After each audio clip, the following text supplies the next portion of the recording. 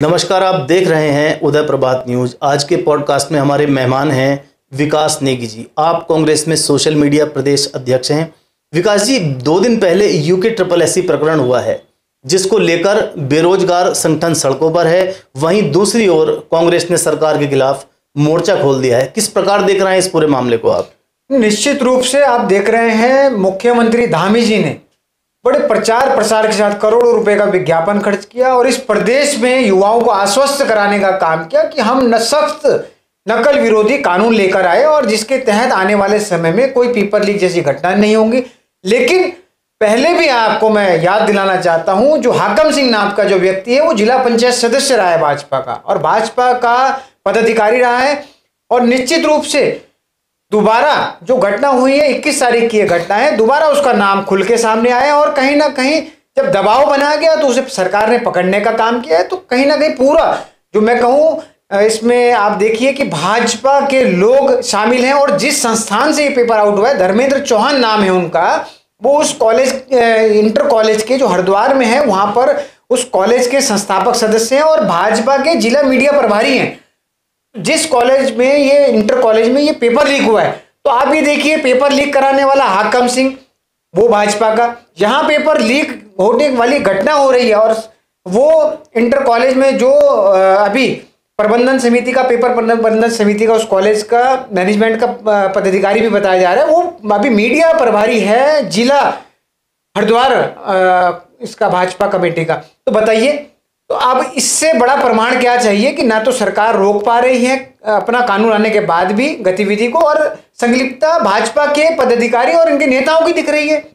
बहुत ही दुख का विषय है और हम ये कहना चाहेंगे, हम युवाओं के साथ हैं और इसमें हम युवाओं के साथ खड़े हैं और प्रमुखता से उनकी आवाज बनेंगे और विपक्ष की भूमिका का काम करेंगे। हमारी युवा कांग्रेस NSUI और पूरी कांग्रेस युवाओं के साथ है, क्योंकि हम युवाओं का दुख दर्द जानते हैं, किस तरीके से पहाड़ का युवा कहीं ना कहीं प्रदेश में कोचिंग संस्थानों में अपना समय लगा रहा है, उन संस्थानों में पैसा खर्च कर रहा है। उसके माँ बाप उत्तराखंड जैसे परिवेश में कहीं कर्जा लेके, कहीं पर किसानी करके, कहीं पर मजदूरी करके अपने बच्चों को पढ़ाने का काम कर रहे हैं। देखिए, पिछले टर्म में भाजपा के ही कार्यकाल में पूर्व मुख्यमंत्री के नाम के साथ जोड़कर देखा जा रहा था हाकम सिंह का नाम। वर्तमान समय में धामी सरकार ने नकल विरोधी कानून बनाया। नकल विरोधी कानून बनने के बाद हाकिम सिंह फिर हाशिए पर आ गया है, फिर पकड़ में आया है, लेकिन इस पूरे मामले से मुख्य आरोपी अभी तक दूर बताया जा रहा है।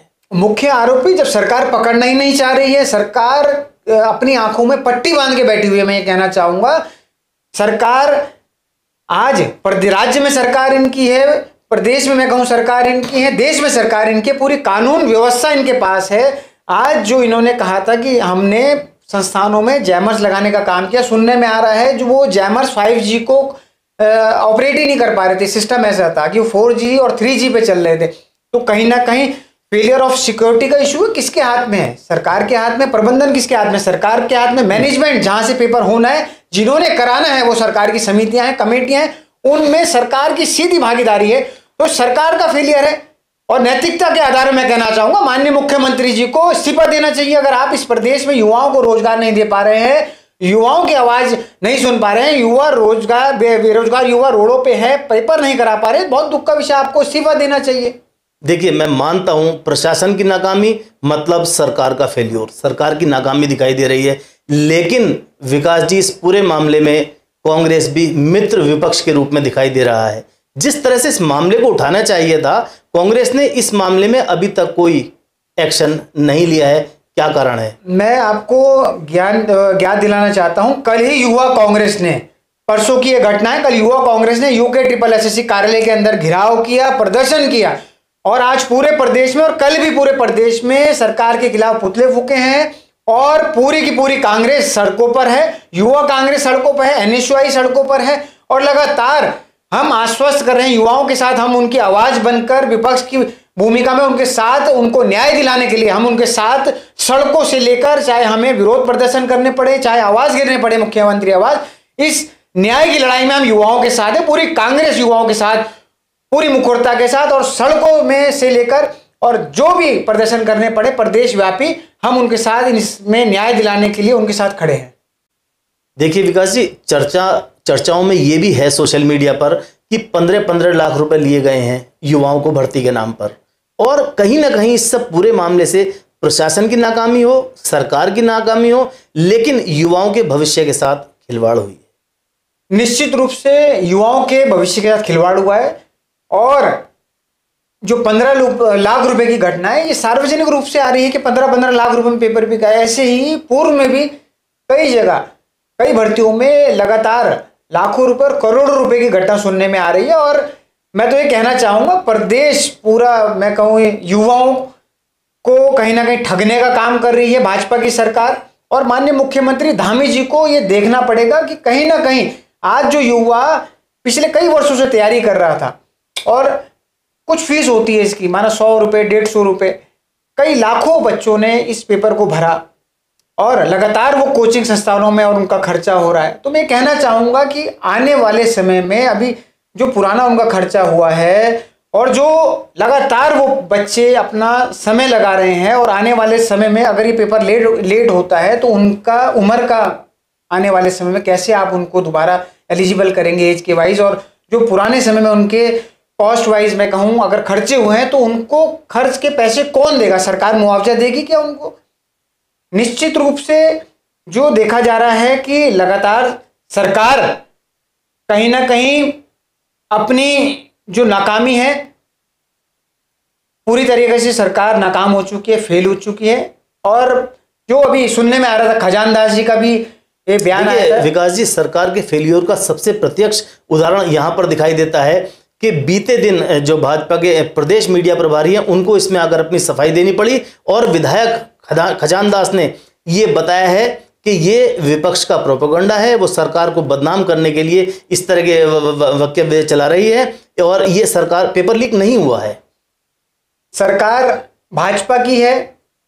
और मैं कहूं सरकार के अंदर जो भी व्यवस्थाएं हैं, राज्य सरकार जब पेपर होता है तो मैं ये बताना चाहता हूं, जो व्यवस्थाओं का जो पूरा का पूरा ब्यूरोक्रेसी के हाथ में रहता है, सारा शासन प्रशासन इसमें इन्वॉल्व रहता है, और मुख्यमंत्री मुख्य एक भूमिका में रहते हैं कि कहीं ना कहीं कोई भी व्यवस्था इसमें अव्यवस्था ना फैले, चाहे पेपर लीक होने की घटना हो, चाहे कोई भी अव्यवस्था पेपर की जगह में ना हो।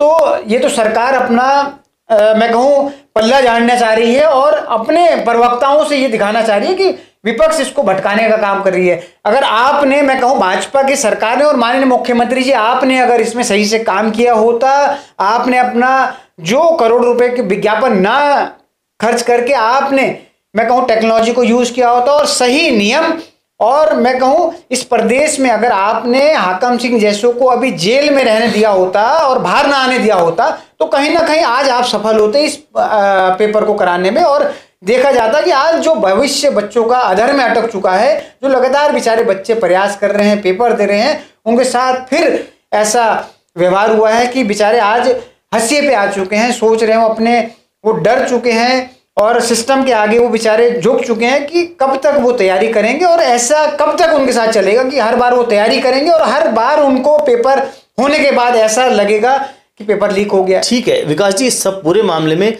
अकेला हाकम सिंह गुनाहगार नहीं है, पर्दे के पीछे बैठे हुए वो कौन से चेहरे हैं जो उसको संरक्षण दे रहे हैं, ये उन लोगों के चेहरे सामने आने जरूरी है। विकास जी, किस प्रकार देख रहे हैं आप इस सबको?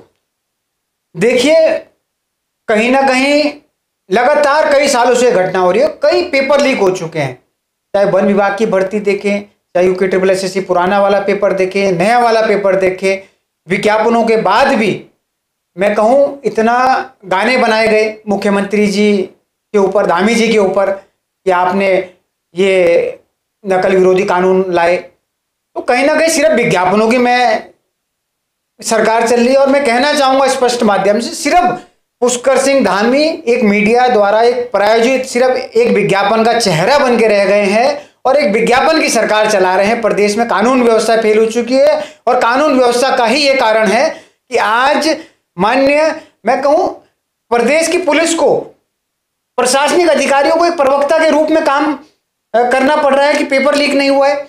मात्र पेपर के कह रहे हैं 3 पन्ने लीक हुए हैं। अरे क्या बात, आधे घंटे के अंदर सेंटर से, और जिस सेंटर में पेपर हुआ है वो वहां पर जो जिनके अंडर वो सेंटर है और जो उसके सेंटर के संयोजक हैं उस स्कूल के, वो धर्मेंद्र चौहान है, वो भाजपा के पदाधिकारी हैं मीडिया के।